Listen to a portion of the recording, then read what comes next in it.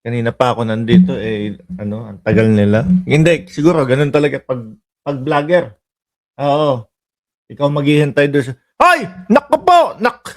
Nandiyan na pala kayo! Hindi, totoo, kanina ko pa talaga kayo hinihintay. Ano po? Ayan, magandang gabi po sa inyong lahat, mga boss, chief, amo, sir. Kamusta na po kayong lahat, mga kababayan? Eh, dapat nga hindi ko na itutuloy itong vlog na ito eh. Bakit to, mga bossing? Kanina pa ako nag-aantay eh. No, akala ko hindi na kayo dadating, hindi na kayo manonood sa akin. O since sige, ayan, nandiyan na at kayo ay naparito na, ano po, ituloy na natin itong vlog na ito, mga kababayan, no? Siguro sasanayin ko na lang yung sarili ko na late kayo lagi. Okay? No, kasi ako yung vlogger tapos kayo yung mga manonood, sasanayin ko na lang yung sarili ko na kayo ay late lagi. Hihintayin ko na lang kayo. Okay? Magandang gabi po sa inyong lahat. Alas 8:39 ng gabi diyan sa Pilipinas, mga boss, chief, amo, sir. Live na live tayo, mga bossing. Sabi ni Ma'am BG Badjola, buti naman at dumating ka, Boss Mark, kinaya again. Nakon, ako ba late? Hindi kanina pa ako nandito. Nakita niyo naman, hindi ka nag-aantay ako. Anyway, umpisahan na ho natin ito, mga kababayan. Sabi, Panda Kekok. Sino kaya yung sinasabi ng Panda Kekok? Nandiyan si Aloli TV, si Ami, Erickson, si Ma'am Neng Gigi. Ayan, hindi late, hindi siya late ngayon. Ano po, nandiyan si Ma'am Delia Rosario, si Tess, si Erm, Realty, si Chai Cher. Nandiyan din po yung leader ng Ceresa Force. Kapag ka gusto nyo pong magpapalo sa wetpack, sumali doon sa Ceresa Force, lapitan, puntahan nyo lang po si Chai Cher, mga kababayan. Nandiyan si Marge, si Delia Rosario, si Aurelia Adena, si Susan, Mang Linong, sino pa nandiyan? Si Lonely TV, at lahat po ng kanina pa naghihintay. Ngayon ho, mga kababayan, umpisahan na natin ito. Pero bago tayo pumunta doon sa mismong pag-uusapan natin, gusto ko lang balikan ito. No, kasi medyo tahimik ho ito, mga kababayan eh. Nagtataka lang po ako, meron lumabas na Martin Romualdez, kakasuhan daw po. Di ho ba, sabi, mga kababayan? Samantalang yung kay Martin Romualdez, wala naman tayong naririnig na ebidensya pa. Meron.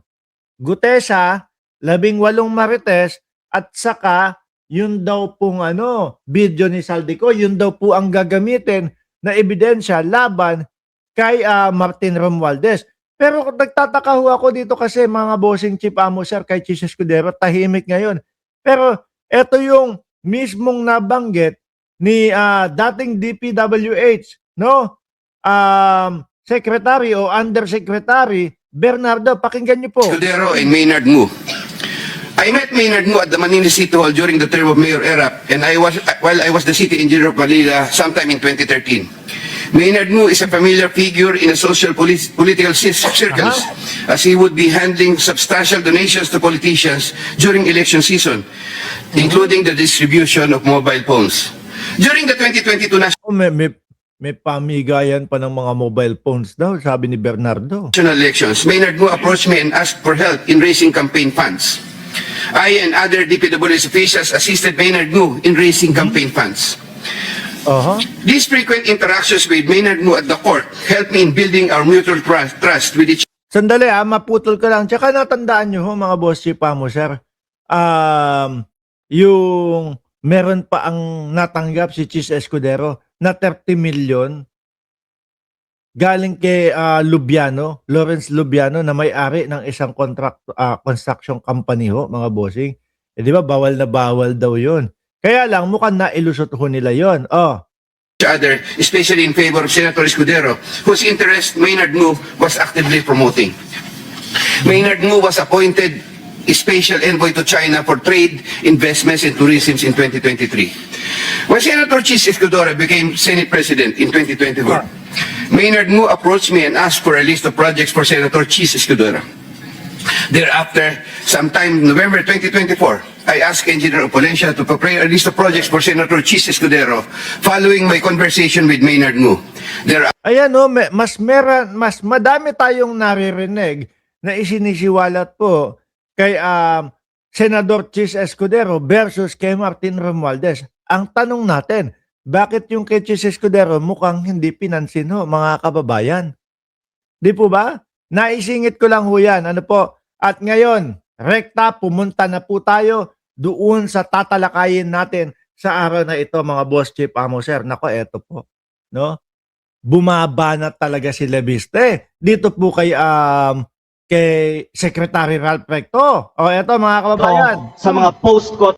Ayan. Fresh na fresh po ito kaninang alas 6 ng hapon, mga boss chief amo sir. Pakinggan at tignan natin kung ano yung mga sinasabi nung anak ni Loren Legarda, mga kababayan. At take note po merong ano dito, mabigat na sagot si Ralph Recto mamaya po, no? Isa-isahin natin. Oh. Ang collective privilege matapos ako tawagin ni Executive Ralph Recto na baliw. Totoo naman! Di ba? Hindi kasi, mga kababayan, ito pong si Leviste, kung matandaan nyo po, nung isang araw, nag-post ho ito ng AI. Oho, AI!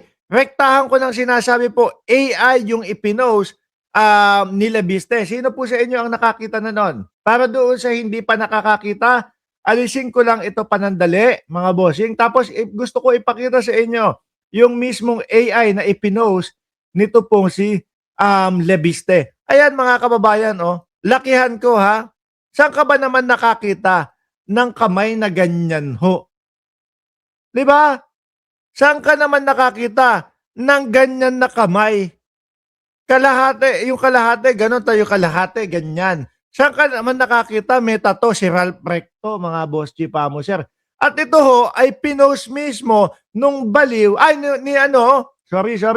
ni Leviste, nung anak ni Senadora Legarda. Asan pa dito? Madami ho mga kababayan eh. Madami. Di ba? Madami na indikasyon na AI. Tingnan mo nga yan, no? Na AI. Dito mismo sa litratong ito na ipinapakalat ni Leviste, mga boss chief amo sir, mga kababayan, nag-comment si Secretary Ralph Recto, mga boss chief amo sir, ng the guy is crazy. Nakita ko yun. Lalo na kung hindi paborado. Yun yung tingin ko na sinasabi po nitong si Leviste. Ngayon, ituloy ho natin mga kababayan. Kung baliw man ako, at least hindi ako magnanakaw. Tila affected Parang gusto mo sabihin magnanakaw si Recto si Recto sa mga post ko tungkol sa kanya at si Congressman Edwin Garjola.